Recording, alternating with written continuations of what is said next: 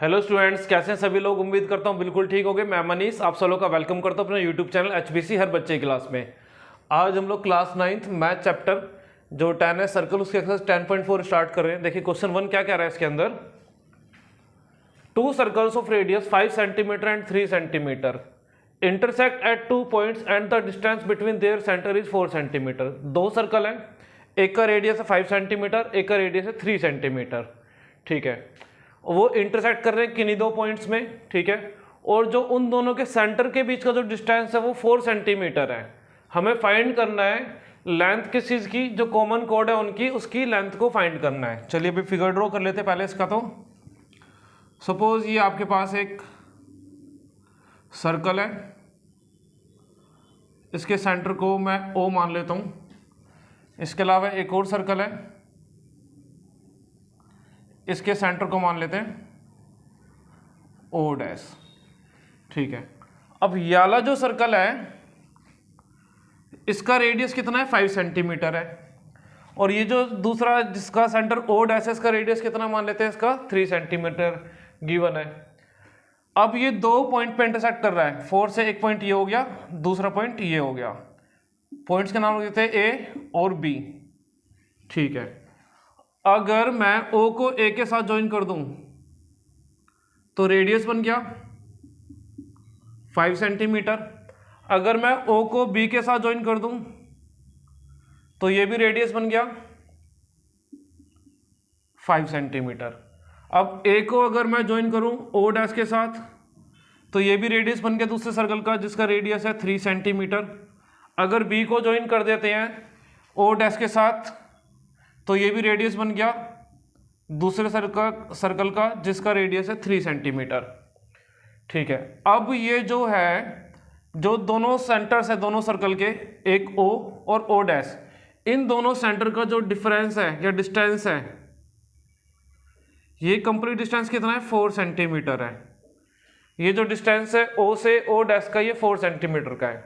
ठीक है, एक बार दोबारा देख लेते हैं। 2 सर्कल है, इंटरसेक्ट कर रहे हैं A और B 2 पॉइंट्स पर। OA रेडियस है 5 सेंटीमीटर, OB रेडियस है 5 centimetre, O dash A radius है 3 centimetre, O dash B radius है 3 सेंटीमीटर। अब हमें बताना है कि जो कॉमन कोड है AB, देखिए भाई AB पहले सर्कल के लिए कोड है, AB जो है वो कोड है दूसरे सर्कल के लिए भी। तो दोनों ही सर्कल के लिए कोड है, कॉमन कोड है ये। तो हमें AB की लेंथ बताने की, AB का मेजरमेंट कितना होगा, हमें ये फाइंड करना है। चलिए भाई स्टार्ट करते हैं जरा अपना सॉल्यूशन।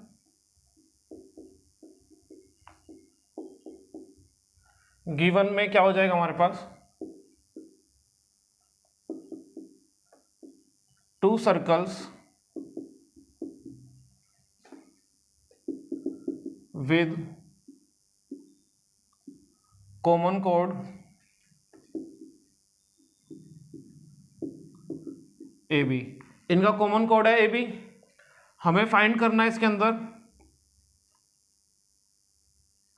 जो AB है उसकी लेंथ कितनी है। ठीक है भाई, अब इसके अंदर प्रूफ तो नहीं, हम लोग क्या कर वैल्यू फाइंड करनी है इसके अंदर। अब एक काम करते हैं, पहले ले लेते हैं ट्राइंगल। ये ऊपर वाला है OA O डैश जो ट्राइंगल है, और जो दूसरा ट्राइंगल है OBO डैश। इन दोनों ट्राइंगल के अंदर हम लोग चेक कर लेते हैं क्या पाइथागोरस अप्लाई हो रही है। पाइथागोरस किस में लगती है, 90 डिग्री में लगती है, यानी कि राइट एंगल ट्राइंगल में पाइथागोरस थ्योरम अप्लाई होती है। तो एक बार चेक कर लेते हैं पाइथागोरस क्या अप्लाई हो पा रही है इसके अंदर। तो बात कर लेते हैं इन ट्राइंगल OAO डैश। अब देखिए भाई किसी भी ट्राइंगल के अंदर जो सबसे बड़ी साइड है उसको कंसीडर करते हैं क्या हम लोग, हाइपोटेन्यूज। तो ये जो ट्राइंगल है हमारे पास OAO डैश, इसमें सबसे बड़ी साइड कौन सी है, तो 5 सेंटीमीटर है, 3 सेंटीमीटर और ये 4 सेंटीमीटर है। तीनों में सबसे बड़ी है 5 सेंटीमीटर यानी OA को हम लोग हाइपोटेन्यूज मान सकते हैं। तो हम लोग चेक कर लेते हैं क्या इसके अंदर पाइथागोरस अप्लाई हो रही है। OA का स्क्वायर ले लीजिए भाई, OA का स्क्वायर अगर बराबर आ रहा है, अच्छा पहले पूरा पाइथागोरस लिख ही लो। पाइथागोरस होता क्या है, हाइपोटेन्यूज का स्क्वायर इक्वल टू बेस का स्क्वायर प्लस परपेंडिकुलर का स्क्वायर। अगर ये सारी वैल्यूज LHS और RHS में इक्वल हो जाती है तो हम लोग कह सकते हैं कि ये पाइथागोरस अप्लाई हो रहा है इसके अंदर। हाइपोटेन्यूज किसको माना है, OA को। बेस क्या हो गया, ओ ओ डैश हो गया, इसका स्क्वायर ले लेते हैं, ओ ए का स्क्वायर प्लस परपेंडिकुलर क्या हो जाएगा हमारे पास, इसको ये जो ए ओ डैश है इसको परपेंडिकुलर मान सकते हैं, तो हम लोग ले लेते हैं ओ ए डैश का स्क्वायर, इनकी वैल्यूज ले लीजिए, ओ ए की वैल्यू कितनी है 5, 5 का स्क्वायर, ओ डैश ओ कितना है 4, 4 का स्क्वायर, ओ ए डैश की वैल्यू 3, 3 का स्क्वायर, तो 25, 5 का स्क्वायर 16 और 3 का स्क्वायर 9। LHS में 25 है, RHS में 16 प्लस 9 25 है। देखिए भाई इसके अंदर पाइथागोरस जो थ्योरम है वो अप्लाई हो पा रही है, क्यों, क्योंकि हाइपोटेन्यूज का स्क्वायर बराबर आ गया इसके base square plus perpendicular square के बराबर आ गया है। तो बाय कन्वर्स ऑफ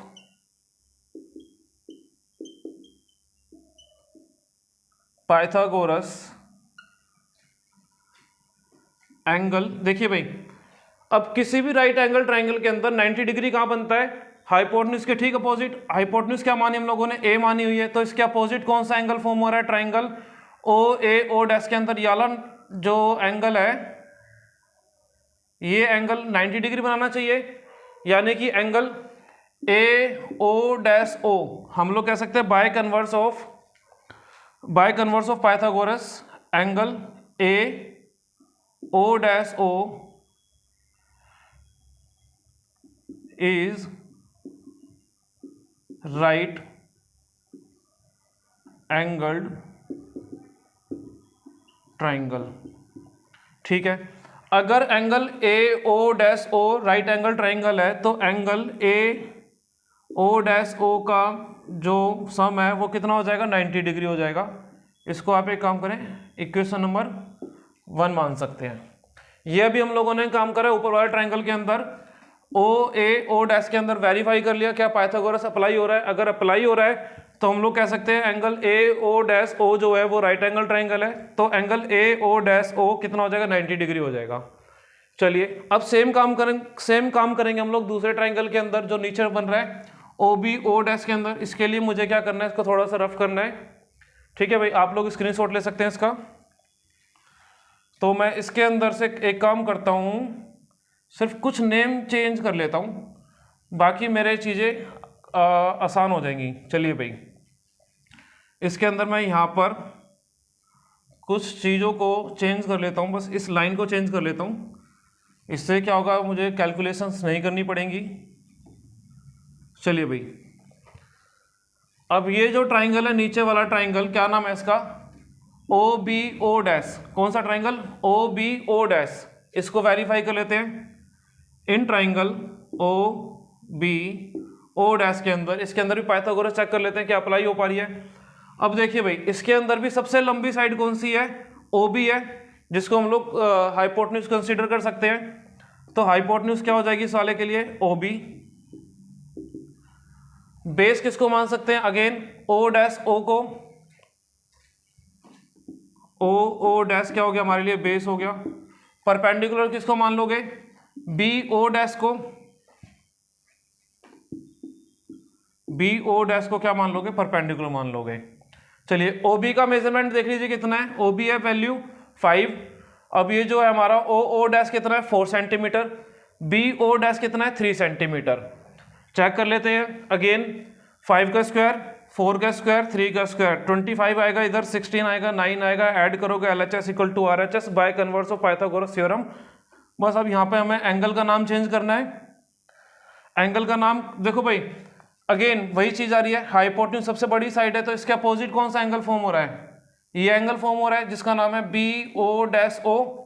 इसको हम लोग क्या कह सकते हैं, ये एक राइट एंगल ट्राइंगल होगा,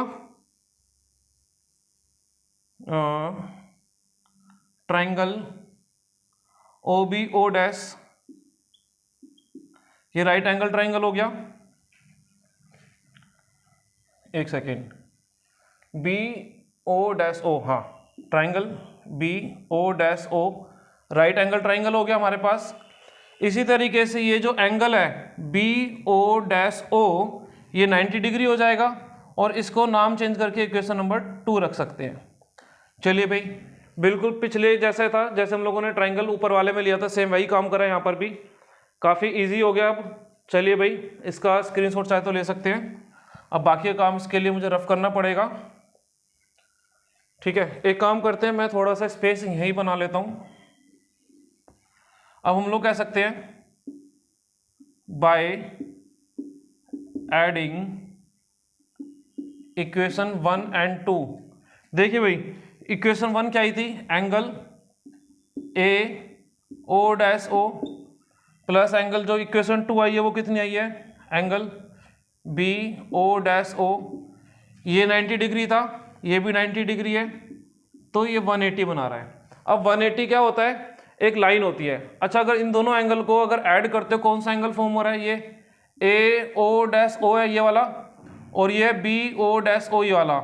तो क्या मैं इस कंप्लीट एंगल को बात कर सकता हूँ, ए ओ डैश बी।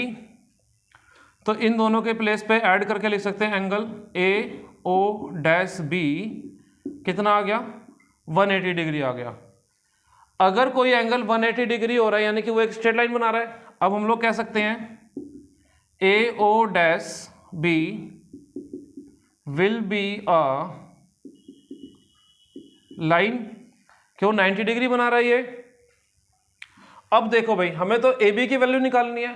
अगर आप ए बी को देखोगे, ए बी के अंदर यहां तक क्या बन रहा है, ए ओ डैश बन रहा है, और यहां के बाद क्या बन रहा है, बी ओ डैश बन रहा है। तो हम लोग कह सकते हैं A O dash plus B O dash equal to क्या हो गया, ए बी हो गया। और हम लोगों को क्या करना था, ए बी जो वैल्यू है उसकी वैल्यू निकालनी थी। अब देखिए भाई, ए ओ डैश कितना है, 3 सेंटीमीटर है, और बी ओ डैश कितना है, ये भी 3 सेंटीमीटर है। तो ए बी कितना आ गया, 6 सेंटीमीटर आ गया। Therefore A B equal to 6 centimetre. हमें ए बी की वैल्यू निकालनी थी। चलिए भाई, ये क्वेश्चन हमारा कंप्लीट होता है, स्क्रीनशॉट लीजिए।